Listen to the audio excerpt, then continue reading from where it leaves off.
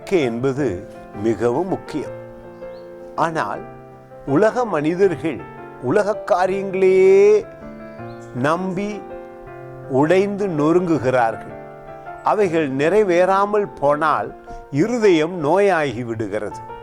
ஆனால் இந்த வசனம் சொல்லுகிறது, எங்கள் நம்பிக்கை தேவனிடத்திலிருந்து வரும் பொழுது, வாக்குத்தத்தத்தில் இருந்து வரும் பொழுது, பரிசுத்த ஆவியானவரிடத்திலிருந்து வரும் பொழுது அது எங்கள் வாழ்வை ஆசீர்வதிக்கிறது.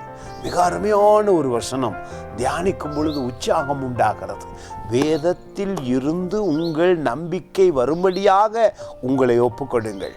பாருங்கள், சொல்லுகிறது, நெடுங்காலமாய் காத்திருத்தல். உலக ரீதியாக உலக காரியங்களிலே எனக்கு நன்மை நடக்கும் என்று தேவன் இல்லாமல் உலகத்திலேயே காத்திருக்கிறவர்களுக்கு என்ன நடக்கிறது பாருங்கள். அது சொல்லுகிறது, காத்திருத்தல் இருதயத்தை இளைக்க பண்ணும்.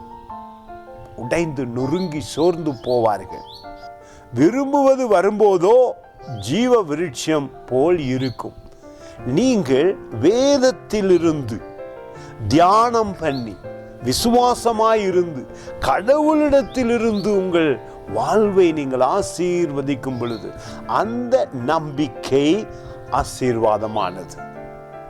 தேவனுடைய வார்த்தையிலிருந்து உள்ளம் பூரிப்படையும் பொழுது, என் தேவன் எனக்கு இவ்வளவு ஆசீர்வாதம் வைத்திருக்கிறார், அவருடைய சொற்படி நடப்பேன், அவருடைய வார்த்தையிலே நம்பிக்கையை அதிகரிப்பேன் என்றெல்லாம் சொல்லி உங்கள் உள்ளத்திலே வேதத்திலிருந்து விசுவாசத்தோடு நம்பிக்கையை எதிர்பார்த்து வாழும் பொழுது என்ன நடக்கிறது பாருங்கள்.